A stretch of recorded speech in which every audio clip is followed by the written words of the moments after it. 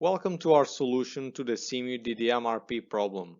Our goal is to design an inventory and buffering system for a shelving manufacturer and wholesaler, specializing in several types of shelving units with design variations.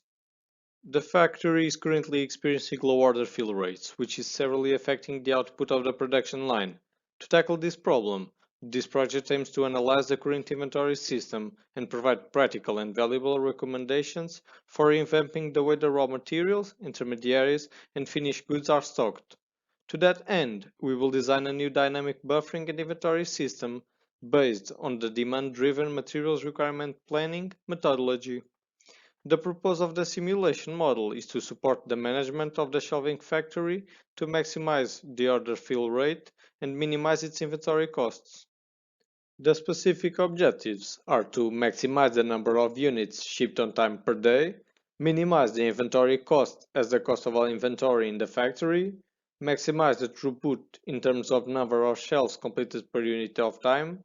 Currently, the average weekly throughput is between 600 and 620 shelves. And finally, reduce the average time between the submission of an order for a shelf to the time the shelf is completed.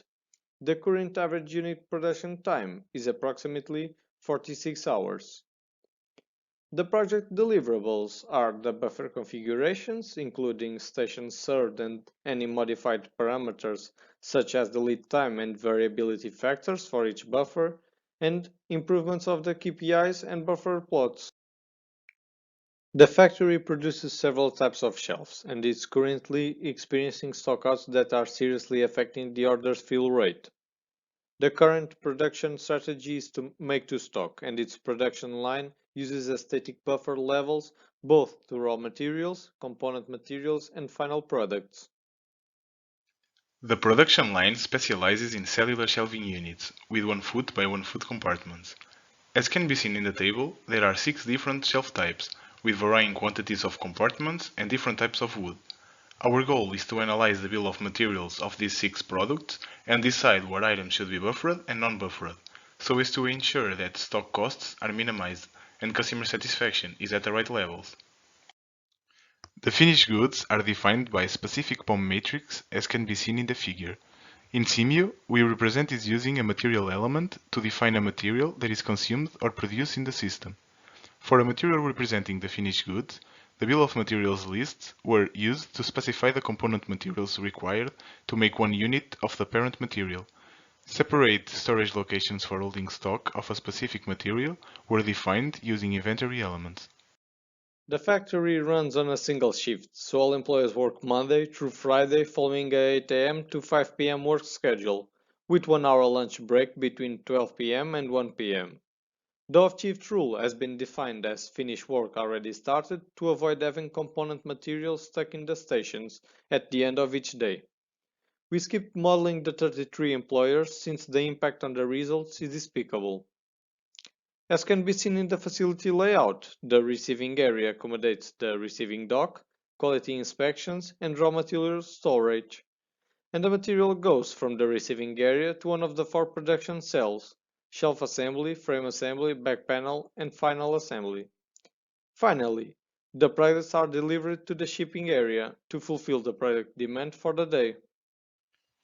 In the frame assembly cell, the wooden boards must be cut to the current length of the shelf design and then have pilot holes drilled for assembly. The processing time has been estimated from historical data to all operations of running in this cell.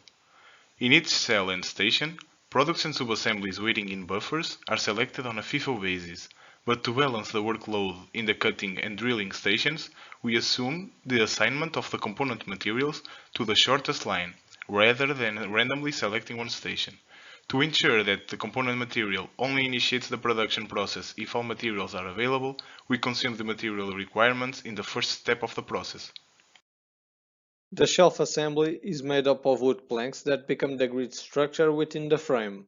In order to avoid wood wastes, the model considers a process shown in the figure that aims to reuse the remaining parts of the planks in the B22 and O22 shelf assemblies. The logic implemented ensures that half planks are used first before resorting to full wood planks when cutting wood for B22 or O22 shelf assemblies.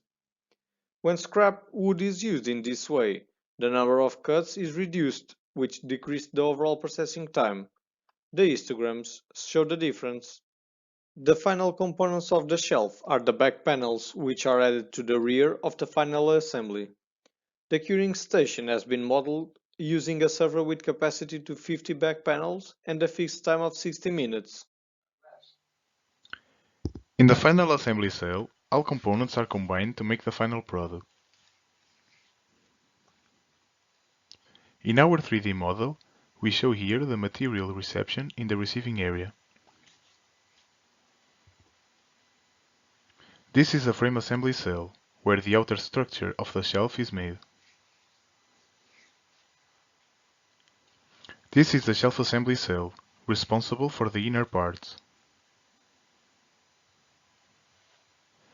Here is the back panel cell, responsible for the shelf's back structure. And this is the final assembly cell, where the final product is assembled. Finally, all products are shipped in the shipping area. We also have real-time statistics for all the KPIs in the system, as well as charts representative of the real-time stock and all the other DDMRP settings of materials and final products.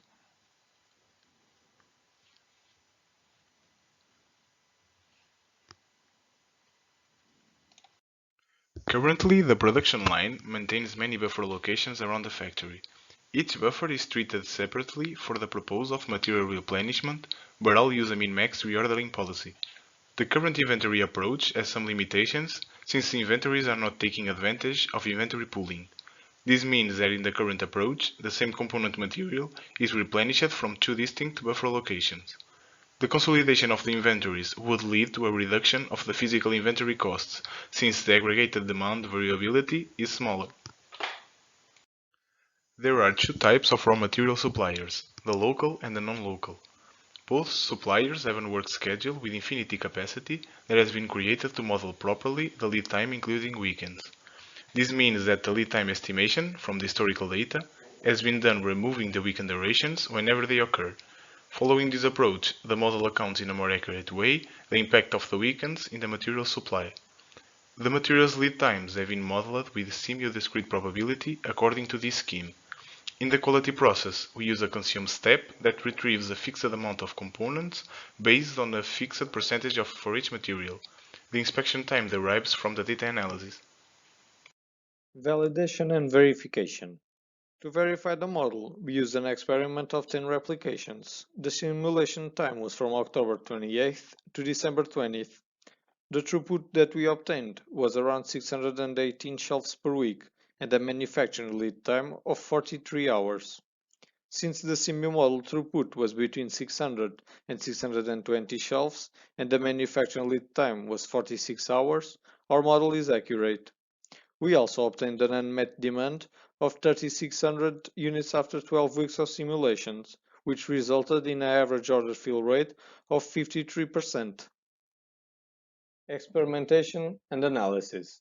To implement the DDMRP, we adopted the methodology shown in the figure. First, using the actual demand and bill of materials, we estimated the parameters required to set up the DDMRP model. Having the simulation model validated and verified, we estimated the lead time for each material, component, and product. We next defined and adjust the DDMRP parameters to our production line. Finally, we updated and run the simulation model to assess the performance of the factory when running with DDMRP model. Further adjustments in the parameters might be necessary to fine-tune the stock levels. The first parameter to define is the strategic position of the buffers. Since our main objectives are to maximize factory's order fill rate and minimize inventory cost, we focused on the reduction of the production lead time. Therefore, we chose the decoupled lead time as the critical factor of positioning. We selected all raw materials as buffer positions because their inventory cost is cheaper than any other part of the product structure, and due to the long supplier's lead time. Next, buffers were placed where the DLT reached its target. This means that buffers are only required for the final product. The figures show all parent-child relations and strategically positioned buffers. Overall, the results obtained were encouraging in terms of order fill rate, thus showing the benefits of the DDMRP methodology. DDMRP results. With the implementation of the DDMRP, the factory throughput increased from 618 to 649, about 5%. In addition, the throughput also stabilized, revealing greater stability in the production line. The production lead time decreased about 50%, from 43 to 21. The overall workstation utilization is bigger with the DDMRP, result of greater throughput, but the variation isn't very significant. In relation to the average inventory cost, there was a total decrease of $1,100 due to better stock management and inventory pooling. Using this new management method, we were able to reach 100% order fill rate and completely eliminate material stockouts. Recommendations. Our recommendations to the shelving factory is following these two steps to improve its order fill rate and reduce its inventory costs. Using the DDMRP method, implement a strategy with inventory pooling by assembling each material in a single stock. And second, improve stock management by converting the intermediate storage positions to process buffers, resulting in $1,100 of inventory savings after 12 weeks and also 100% order fill rate. The results obtained in this study demonstrate that the DDMRP performs well in this type of manufacturing environment.